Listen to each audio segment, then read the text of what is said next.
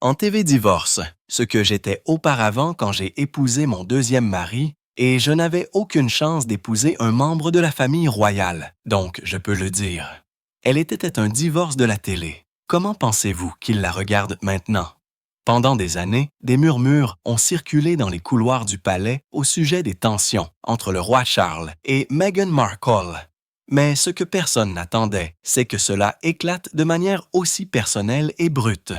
Parce que selon une fuite explosive provenant d'une personne proche de la maison de Balmoral, Charles n'a pas seulement soulevé des inquiétudes, il a élevé la voix. Le cadre était privé. Pas de tube, pas de caméra, pas d'assistant, juste Charles, Meghan et une porte fermée. Et selon la source, Charles aurait dit à Meghan des mots si tranchants qu'ils ont coupé la pièce en deux. « Éloignez-vous de mes petits-enfants !» Eh bien, vous savez, il y avait, et au fait, Kate n'est pas dans la même catégorie. Je veux dire, Kate Middleton, je suis un grand fan d'elle. Je pense qu'elle fait juste, vous savez, un travail spectaculaire, et j'ai toujours pensé qu'elle était toujours sous-estimée auparavant. Et la famille l'aime maintenant, et il n'avait pas sa popularité est incontestable. Mais pas un avertissement, pas une requête, un ordre. La source affirme que Meghan avait demandé un accès privé aux enfants de William et Kate lors d'une récente réunion de famille, présentant cela comme une chance de reconstruire des ponts et de montrer l'unité. Mais Charles n'était pas convaincu. En coulisses, des conseillers lui avaient déjà montré une série de rapports troublants. Des notes du personnel de l'école, des alertes de sécurité concernant des visites non planifiées et même des murmures selon lesquels Meghan avait fait pression sur des contacts tiers pour organiser des moments avec les enfants qui contournaient le palais. Et quand Charles l'a confronté à ce sujet, Meghan aurait riposté. Elle a insisté sur le fait qu'elle voulait seulement que les enfants connaissent la vérité sur leur famille, pas la version que la presse avait dépeinte. C'est alors que Charles a craqué. Quand vous allez voir Harry et Meghan, vous avez absolument raison. Je pense qu'il y a un élément. Initialement, il y avait un élément de trahison ici. Je veux dire, évidemment, les royaux ont embrassé Meghan initialement. Vous savez, vous vous souvenez de ce voyage qu'Élisabeth et Meghan ont fait? Ils étaient dans le train royal.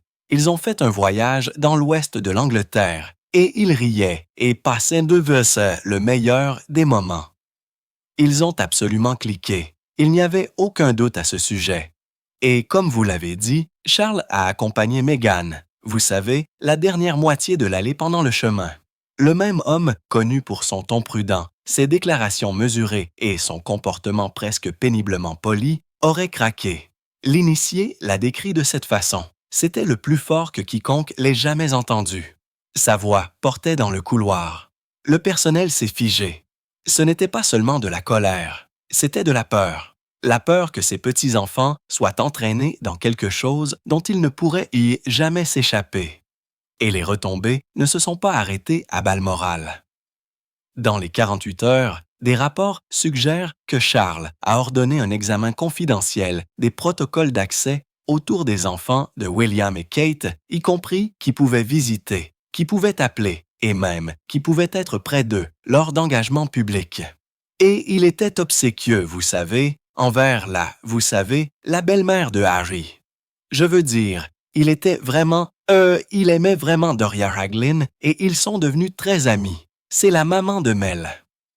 Donc, c'est la gifle. Je pense maintenant qu'il y a eu beaucoup de ressentiment et d'amertume latent. Et chaque fois qu'on leur rappelle ce livre qui va sortir en janvier, le livre de Harry, Spare. Vous savez, c'est juste un autre moment pour eux d'être terrifiés parce qu'ils n'ont aucune idée de ce qui va leur arriver. Un initié royal l'a résumé en une phrase glaçante. C'était Charles qui traçait une ligne dans le sable et Meghan était de l'autre côté. Mais la confrontation ne s'est pas terminée dans cette pièce, parce que Meghan, furieuse et humiliée, serait sortie en trombe et, en quelques heures, aurait passé un appel qui allait envoyer des ondes d'asis de choc à travers Hollywood et le palais. Et ce qu'elle a dit lors de cet appel est la raison pour laquelle cette histoire ne s'est pas calmée. Et juste un rappel, Chaque tweet supprimé, fausse déclaration et dissimulation de relations publiques prend des heures à reconstituer. Si vous voulez aider cette chaîne à continuer, cliquez sur le bouton Rejoindre et devenez membre. Nous continuerons à exposer ce qu'ils ne veulent pas sans ça ne veulent pas. La confrontation privée aurait eu lieu lors d'un rassemblement à Balmoral, lorsque la famille royale se préparait à une apparition plus publique. Des initiés disent que Meghan avait insisté pour avoir plus de visibilité, demandant à ce que ses enfants Archie et Liette soient inclus dans des séances de de photos avec les enfants de William et Kate. Mais c'est alors que le roi Charles aurait craqué. Selon un membre du personnel, la voix de Charles portait à travers le couloir de pierre. « Assez, Meghan. Éloignez-vous de mes petits-enfants. » Ce n'est pas un jeu.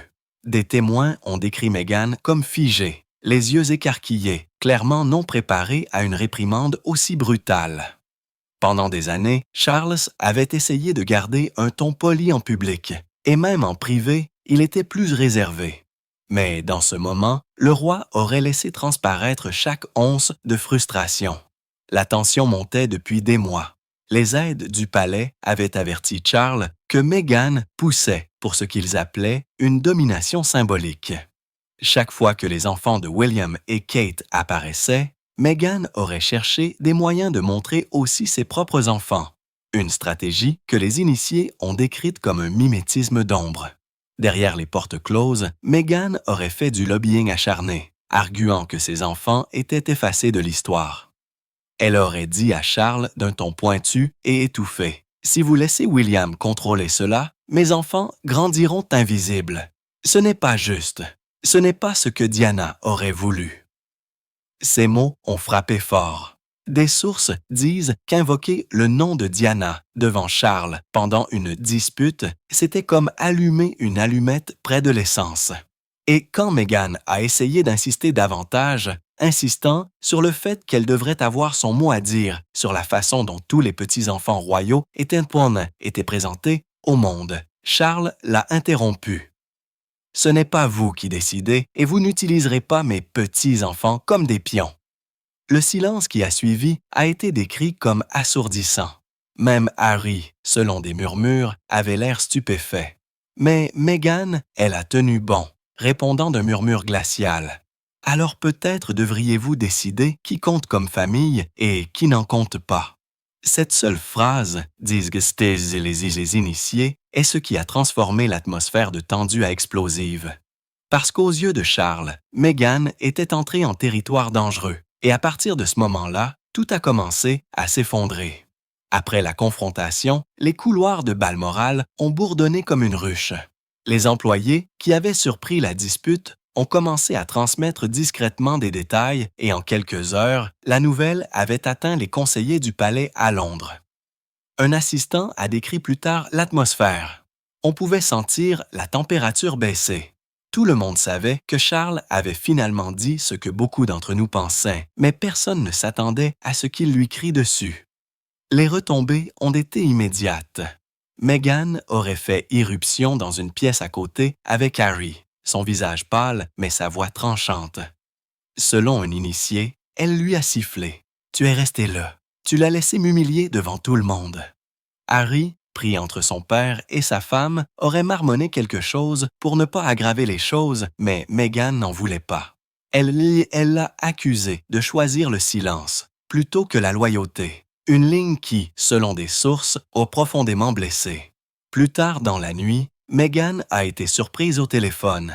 L'appel, intercepté seulement parce qu'un membre du personnel a capté des fragments de ses mots en passant devant, a révélé sa fureur. S'ils pensent qu'ils peuvent me mettre de côté, ils se trompent. C'était con.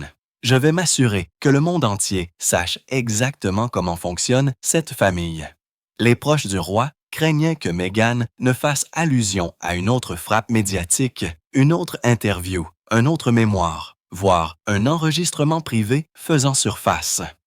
Et pour Charles, il ne s'agissait plus seulement d'images, il s'agissait de confiance. Pendant des années, des rumeurs avaient circulé selon lesquelles Meghan conservait des notes méticuleuses, des enregistrements et même des copies de correspondances sensibles. Certains ont rejeté cela comme de la paranoïa, mais maintenant, avec les tensions à leur comble, les conseillers craignaient qu'elle ne l'utilise réellement comme une arme. Cette crainte s'est intensifiée lorsque Meghan, lors d'une conversation tendue avec un ami de longue date, aurait déclaré « Si Charles veut me traiter de paria, alors peut-être que je montrerai au monde ce que font vraiment les initiés. » La remarque, vague mais glaçante, a commencé à circuler parmi les journalistes. Et soudain, les palisades se sont retrouvées à se démener non seulement pour contenir les rumeurs, mais aussi pour protéger la monarchie de tout ce que Meghan pourrait déchaîner ensuite. Mais ce que personne n'attendait, c'est que la prochaine tournure ne vienne pas du tout de Meghan. Elle viendrait de quelqu'un à l'intérieur du palais, quelqu'un qui en avait assez de ces jeux d'ombre. Le palais avait déjà surmonté des scandales auparavant, mais ce qui s'est passé ensuite ne ressemblait à rien de ce qu'ils avaient vu. À peine 2 jours après l'éclat de Charles, un haut fonctionnaire, quelqu'un avec des années de service sous la défunte reine et maintenant le roi, a discrètement glissé un dossier à un journaliste en qui il avait confiance. Le dossier contenait des notes dactylographiées, des emails et, le plus accablant, une transcription d'une réunion privée du personnel au début du printemps. Dans cette transcription, le nom de Meghan apparaissait pas moins de 6 fois. Le contexte. Le personnel du palais discutait des limites entourant les enfants royaux. À un moment donné, le chef de la sécurité aurait déclaré « Nous avons eu des incidents répétés où les limites ont été ignorées. La duchesse Meghan a été avertie à 2 reprises. Cela ne peut pas continuer. » Le document divulgué a frappé la presse comme un coup de tonnerre. Du jour au lendemain, les manchettes criaient que l'accès de Meghan était surveillé et que des préoccupations de sécurité étaient soulevées au plus haut niveau. Mais voici où cela s'est encore compliqué. Enfouie dans les notes se trouvait une ligne glaçante. Le roi lui-même a soulevé la question. Ces mots exacts. « Mes petits-enfants doivent être protégés de quiconque a des arrière-pensées. » Bien que le document n'ait jamais cité directement Charles criant, l'implication était claire. Son inquiétude privée s'était transformée en un ordre pur et simple. Le camp de Meghan a réagi instantanément.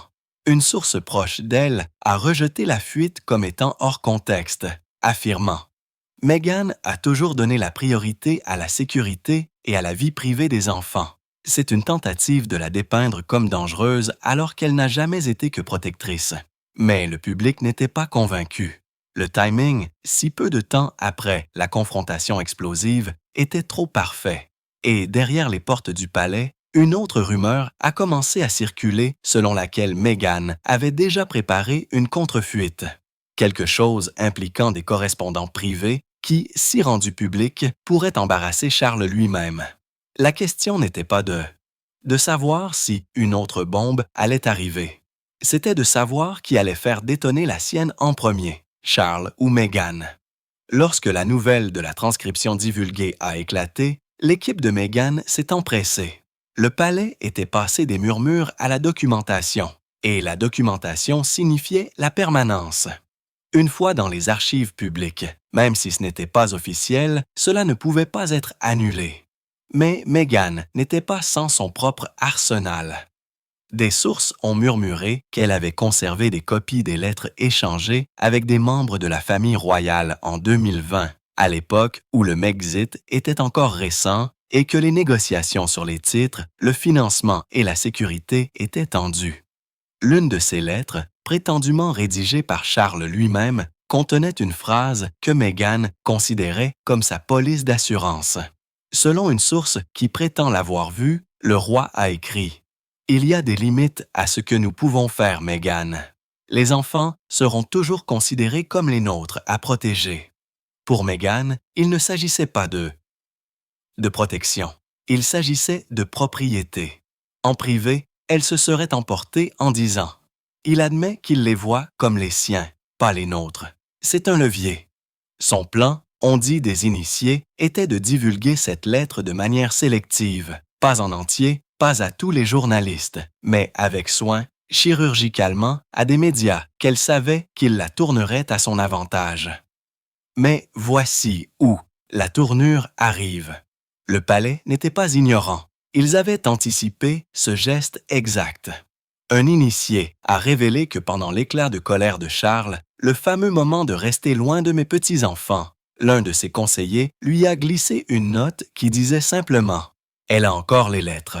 Cette note, disent des témoins, n'a fait qu'accentuer le ton de Charles. Et maintenant, les deux parties étaient enfermées dans une dangereuse impasse.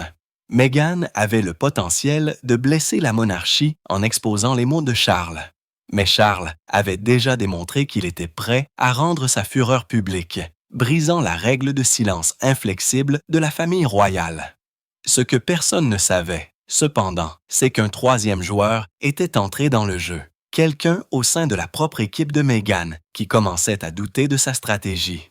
Cet initié avait accès à tout, les lettres, les emails, même les enregistrements prétendument, et ils étaient déjà en contact avec un assistant du palais. La question était de savoir si cette taupe trahirait Meghan avant qu'elle ne puisse lancer sa contre-attaque. À présent, des murmures d'une taupe du palais au sein de l'équipe de Meghan avaient atteint les tabloïds. Mais la vérité était beaucoup plus explosive que quiconque ne le soupçonnait. Ce n'était pas seulement un jeune membre du personnel qui divulguait des détails pour de l'argent rapide. Selon deux initiés, il s'agissait de quelqu'un de beaucoup plus proche de Meghan, un conseiller en qui elle avait confiance pour gérer sa stratégie de communication. Ils étaient devenus frustrés, voire alarmés par la façon dont Meghan aurait armé chaque bribe de correspondance, chaque morceau de papier, chaque lettre pour gagner du poids. Le point de rupture de la taupe est survenu lorsque Meghan aurait rédigé un message à ses propres contacts médiatiques qui disait « Si Charles veut la guerre, je vais lui montrer à quoi elle ressemble. Le monde verra la couronne pour ce qu'elle est, fragile, amère et dépassée. » Le conseiller savait ce que cela signifiait. Meghan se préparait à faire exploser les lettres pour divulguer de manière sélective une correspondance privée d'une manière qui pourrait embarrasser le roi et déstabiliser la monarchie. Alors, ils ont agi en premier. Lors d'une réunion discrète à l'hôtel Claridge à Londres, la taupe a remis un dossier numérique à un assistant du palais. À l'intérieur se trouvaient des copies des notes privées de Meghan, y compris des brouillons annotés des lettres mêmes qu'elle avait l'intention de divulguer. Et puis vint la tournure. Le dossier contenait également des enregistrements vocaux, pas de personnalité du palais, pas de Charles, mais de Meghan elle-même répétant sa version des faits, pratiquant des lignes à voix haute comme une actrice se préparant pour un rôle. Dans un clip glaçant, elle aurait dit « Si j'appuie sur les bons boutons, ils céderont. Il peut crier autant qu'il veut. Au final, ils ont plus besoin de moi que je n'ai besoin d'eux. » Les enregistrements ont frappé le palais comme un tremblement de terre. Pour Charles, ce n'était pas seulement une preuve de manipulation. C'était la confirmation que Meghan élaborait ouvertement des stratégies contre lui, et plus douloureusement contre les petits-enfants même qu'il avait juré de protéger. Le roi aurait claqué sa main sur le bureau quand il a entendu la ligne et a dit « Assez ». Elle a déclaré la guerre à cette famille, et avec ces mots, les avocats du palais ont été mobilisés. Mais Meghan n'en avait aucune idée. Elle pensait qu'elle avait encore les cartes en main, qu'elle avait encore le dessus. Et quand elle a participé à un appel privé avec un producteur hollywoodien plus tard cette semaine-là, elle a lâché une bombe qui allait bientôt lui revenir en pleine figure. Ils pensent qu'ils peuvent me faire peur. Mais je vais m'assurer que la couronne regrette de m'avoir croisé. Elle n'avait aucune idée que ses propres mots étaient déjà utilisés comme une arme contre elle. Le palais avait finalement décidé d'agir. Pas avec un communiqué de presse, pas avec des photos mises en scène de William et Kate souriant lors d'événements caritatifs, mais avec quelque chose de beaucoup plus mortel, la loi. Derrière les portes closes, les avocats les plus fiables de Charles ont été convoqués à Windsor. Une session tard dans la nuit s'est prolongée pendant près de 6 heures, alimentée par du thé fort et l'urgence de protéger l'héritage de la monarchie. Un initié a décrit l'ambiance sans détour. Il ne s'agissait plus seulement de Meghan, il s'agissait de précédents. Si elle pouvait s'en tirer, n'importe qui le pourrait. La première étape était brutale dans sa clarté. Réduire Meghan au silence avant qu'elle ne puisse armer les lettres. Des avis juridiques ont été discrètement rédigés avertissant que toute divulgation de correspondance royale serait traitée comme une violation directe des accords de confidentialité que Meghan avait signés lors de son premier mariage avec Harry.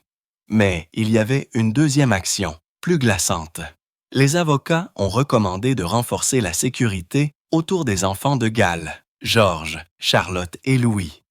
Le comportement de Meghan, ont-ils soutenu, posait un risque non seulement pour la réputation, mais aussi pour la sécurité et la tranquillité d'esprit des enfants. Charles aurait claqué la table et aurait dit « Elle n'entraînera pas mes petits-enfants dans ses jeux ». Cette ligne résonnerait plus tard dans les rapports, d'abord chuchotée dans les couloirs du Parlement, puis étalée dans les titres des tabloïds. Charles criant derrière les murs du palais, traçant lui-même la ligne rouge. Pendant ce temps, Meghan était à des milliers de kilomètres, ignorant que le sol se dérobait sous ses pieds. Dans son domaine de Montecito, elle rédigeait encore des courriels, élaborait encore des stratégies, toujours convaincue qu'elle pouvait bluffer le palais pour qu'il se retire. Mais son illusion a commencé à se fissurer lorsque l'un de ses contacts hollywoodiens lui a transmis un message, un avertissement d'un stratège britannique en relations publiques. Soyez prudente, votre propre équipe parle. Ils disent que vous êtes ingérable et Charles prépare quelque chose que vous n'aimerez pas. Pour la première fois, Meghan a hésité.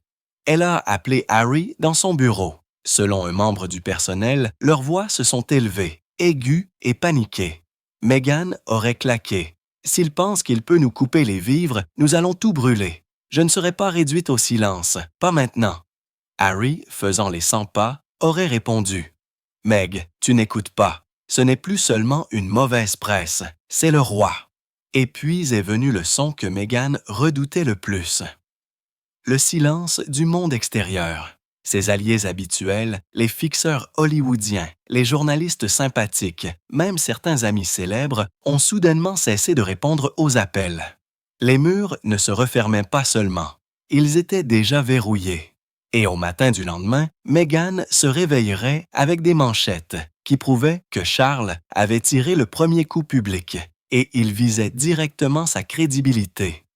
Le lendemain matin, après l'éclat privé de Charles, les manchettes ont explosé à travers la Grande-Bretagne. Ligne rouge royale. Le roi exige que les enfants soient laissés tranquilles. Charles crie sur Meghan. La sécurité de la famille en jeu. Les détails étaient vagues, délibérément, mais le message était indubitable. Le roi lui-même avait parlé et sa fureur avait été divulguée à la presse. Pour la première fois, Meghan a vu son récit soigneusement organisé, lui échapper complètement des mains. Il ne s'agissait plus seulement d'aide du palais ou de sources anonymes qui chuchotaient, c'était Charles lui-même, un monarque qui élevait rarement la voix, qui était cité comme criant. Et cette seule phrase « Éloignez-vous de mes petits-enfants » était partout. Dans les émissions de télévision matinales, dans les tabloïds empilés dans les gares, même sur les chaînes. D'informations câblées américaines, l'équipe de Meghan s'est empressée.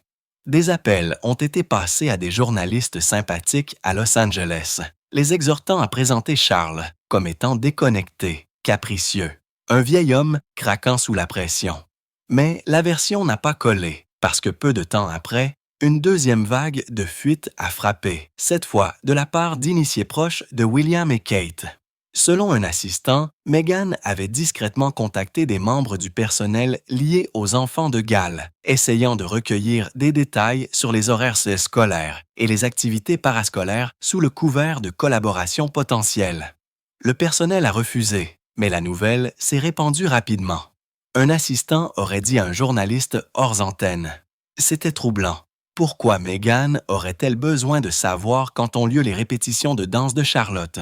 Pourquoi posait-elle des questions sur le club de football de George? Cela ne semblait pas juste. À l'heure du déjeuner, un éminent commentateur royal est passé en direct à la télévision nationale et a lâché le marteau. Il ne s'agit plus de vie privée, il s'agit de limites. Le roi a crié, parce que ces limites ont été franchies à l'intérieur de Montecito. La fureur de Meghan était volcanique. Selon une source, elle a traversé son domaine en tempêtant, criant sur le personnel, furieuse que le récit ait glissé. À un moment donné, elle aurait crié Ils font de moi un monstre. Ils ne peuvent pas décider qui je suis. » Mais les fissures se voyaient.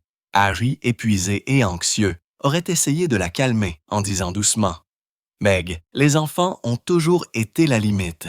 Tu ne peux pas y toucher. Pas eux. » Au lieu de s'adoucir, les yeux de Meghan brillaient. Elle a chuchoté des mots qui ont laissé même Harry stupéfait. Si Kate peut les utiliser pour avoir l'air parfaite, pourquoi pas moi? Et avec cela, elle a pris son téléphone, composant un contact qui pourrait rendre son prochain geste encore plus dangereux. Parce que Meghan ne reculait pas, elle redoublait d'efforts. Et le palais, il se préparait déjà aux retombées nucléaires.